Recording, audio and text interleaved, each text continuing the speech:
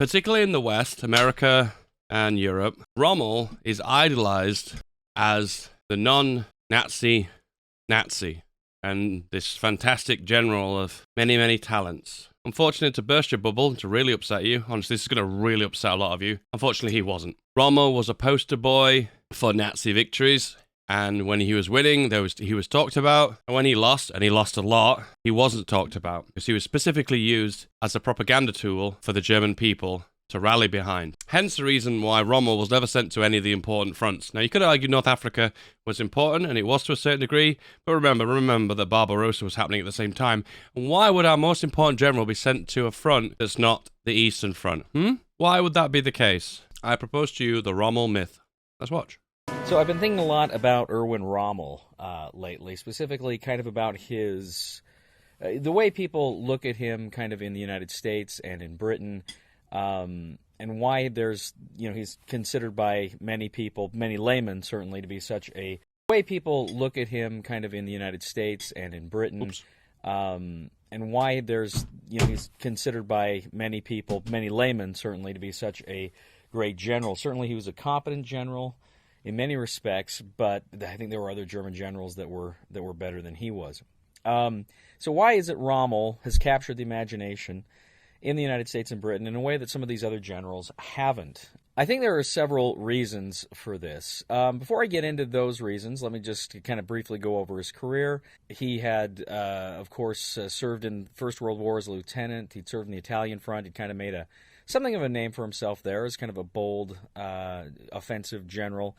He wrote his book based on his experiences in Italy, fighting in Italy during the war, infantry attacks. He probably, he was one of these guys that survives the kind of the purges of the army, the downsizing of the army, I guess is the better way to put it, the downsizing of the army under the Treaty of Versailles that made Germany have just a 100,000-man army.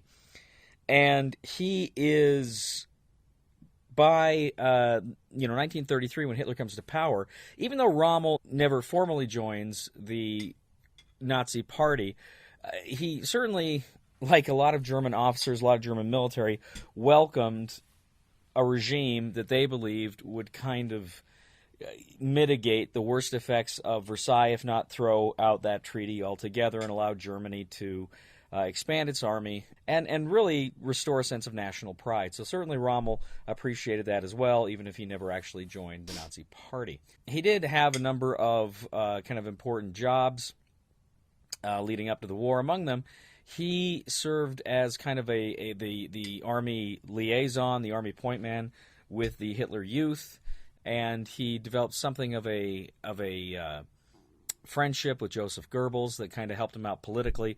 Certainly during his great triumphs in North Africa, Goebbels and his propaganda machine really put Rommel out there as a great general. Now, when World War II begins, he's given an important job, but it's not the combat role that he wanted. He is essentially in charge of guarding, providing protection for Hitler as Hitler inspects Poland, the conquests in Poland, right after the army moves in, which is, of course, as I say, a very important job and a kind of, seen as being an honorable job, but it's not what he wanted.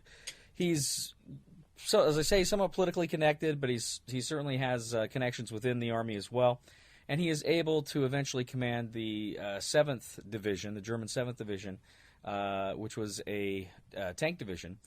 So let's just remember, the great victory of Rommel that everyone talks about is his tank division in the Western Front in France. But let's just remember, he commanded one tank division. One. For the invasion of the West, the Low Countries, and into France. And during that invasion, he distinguishes himself, certainly proves himself as a very competent general when it came to armor tactics and the use of armor in the war. He supposedly, his division... I'm not saying that one division that he used wasn't effective in achieving its objectives. What I'm saying is the impact that he made wasn't as large as what people like to make out him to be. Just a heads up. It could appear out of nowhere. It could move so quickly that that his division earned the nickname the Ghost Division. because of this. So certainly Rommel was a very competent general, and he was a very good general. Now, I don't think that's a really good name, Ghost Division, is it? It implies they're dead. The Ghost Division.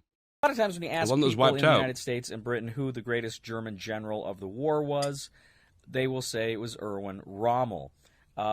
If you're asking laymen, of course. If you're asking laymen, Rommel may very well be the only German general that they can name.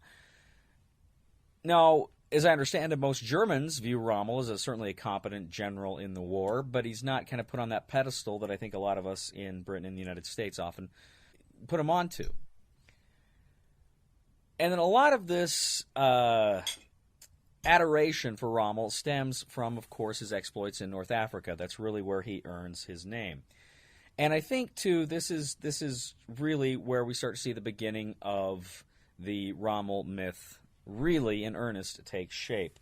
As I say, I think there's roughly three or four reasons why Rommel gets this reputation as this absolutely brilliant general, if not the greatest general of the war, which I do not believe he was. First of all, Winston Churchill builds up Rommel.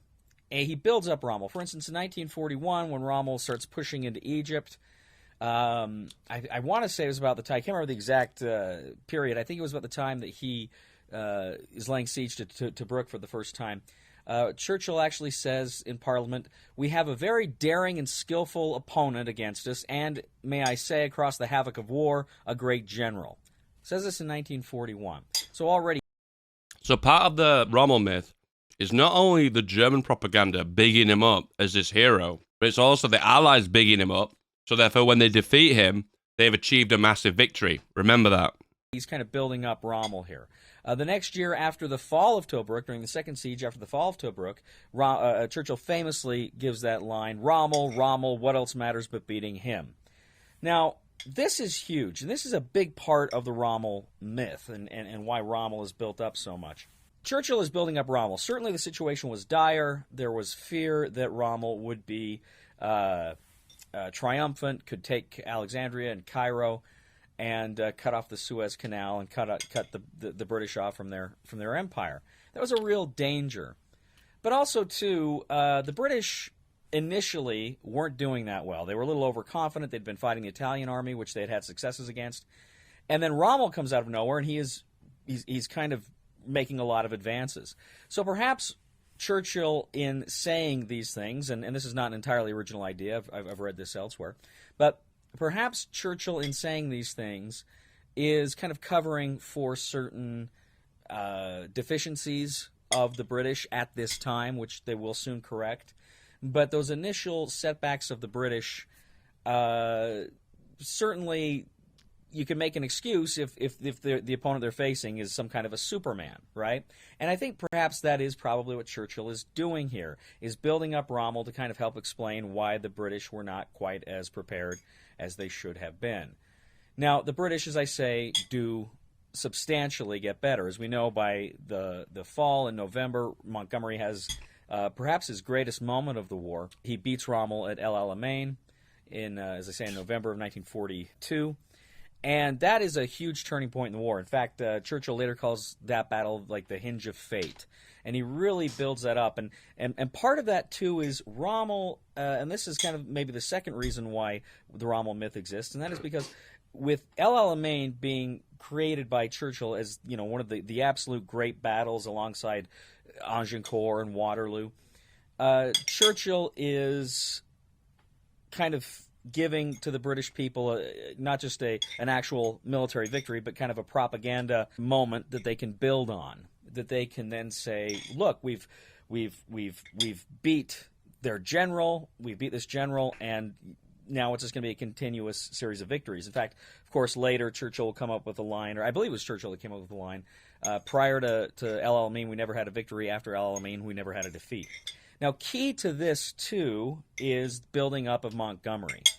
Now, I think Montgomery was a good general, and I think sometimes he's poo-pooed a little too much in the West, that is to say in the United States, because he is, we kind of see him in that contest with Patton, and we all kind of like Patton, he's our guy, and so we kind of necessarily... Yeah, so just understand from a propaganda perspective how they want to tie in all the generals to have like rivalries. Therefore, the victory of defeating a idolized, prestigious general was something of a great victory.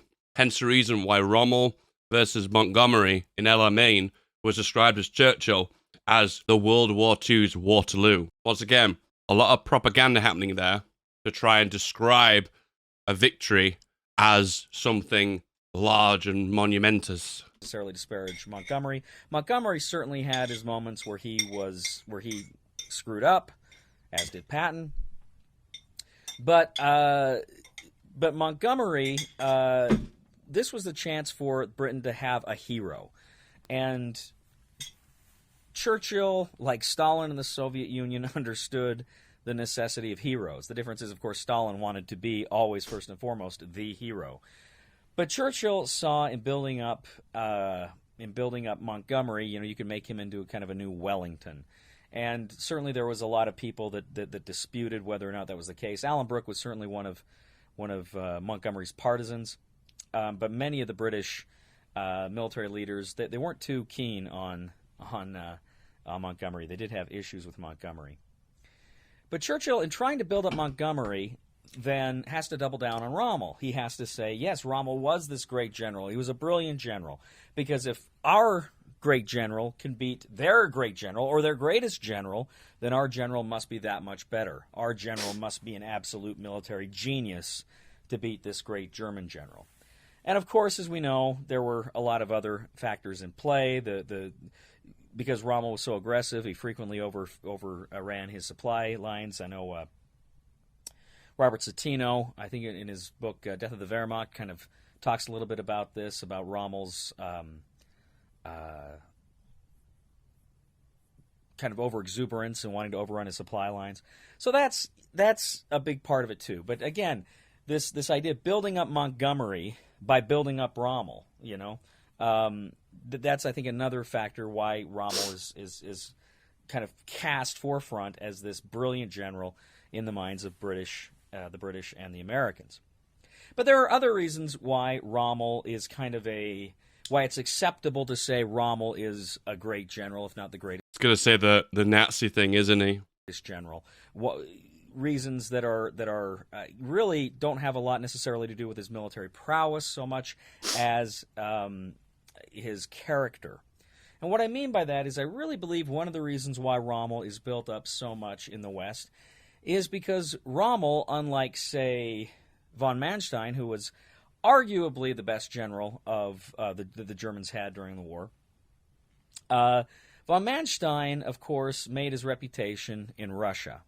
Now, Valmanstein, of course, had he designed Sickle Cut, the invasion of France. He was a brilliant staff officer, but he had some rather brilliant successes in Russia, and certainly many of those too were inflated by later propaganda at the time and then subsequently. But nevertheless, you can't deny Valmanstein was a great general. But the problem with Valmanstein is, first of all, he was in Russia. We didn't have a lot of contact with him in the Anglo-American armies, and when the Americans joined the fight, Rommel was forefront in everybody's mind. Von Manstein is some guy fighting in Russia, which was considered a backwater of the fighting toward most of the rank and file British and American, certainly the British and American people.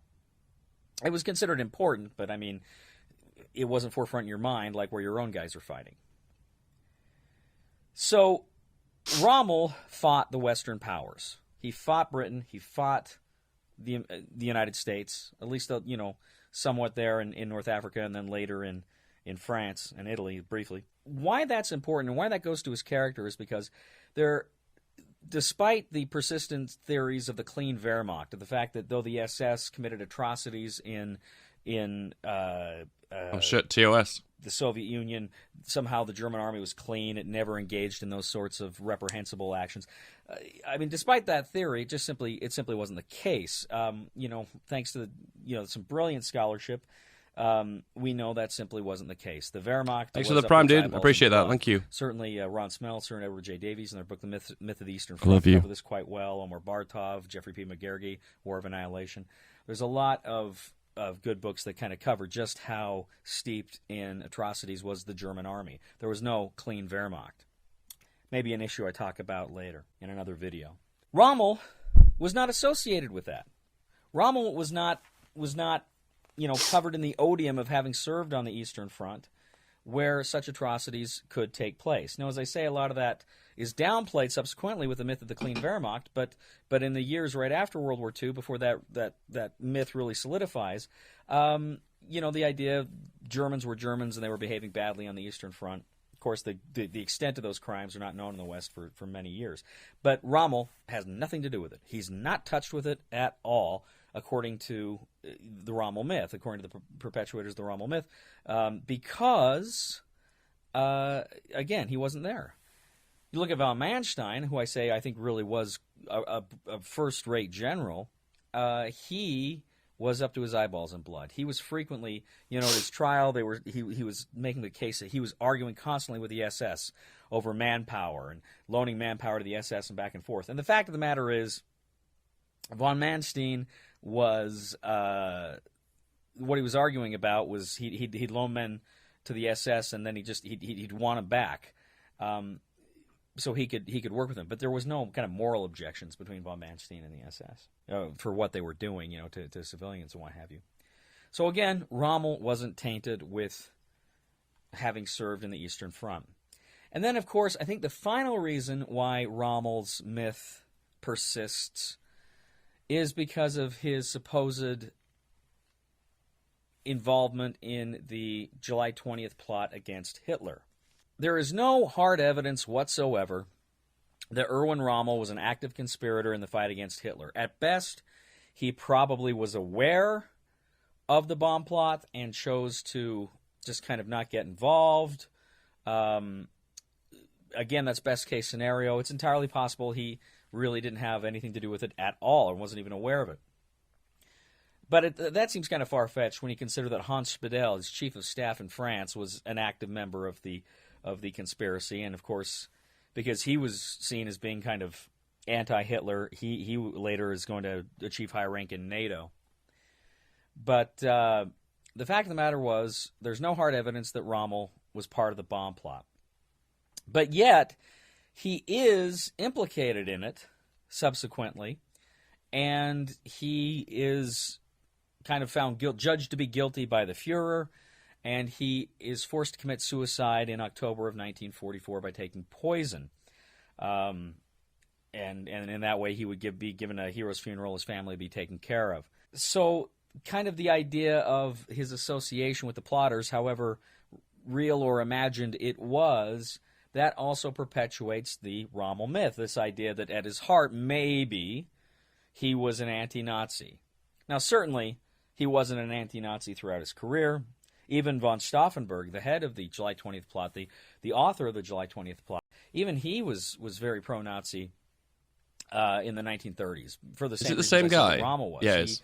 Von Stauffenberg very much liked the idea of a regime that was going to restore national pride and cast off the worst restrictions of the Versailles Treaty. But that idea that Rommel maybe had been a closet conspirator or it had something to do with it, that persists. Even despite the fact that his widow, Lucy Rommel, she even stated after the war that Rommel had nothing to do with it. Now, perhaps she didn't know if he had anything to do with it. Perhaps she was simply trying to maintain his honor by saying he was a loyal soldier at the end. Who knows? But certainly it wasn't necessarily politically expedient for her to make that comment, but she did.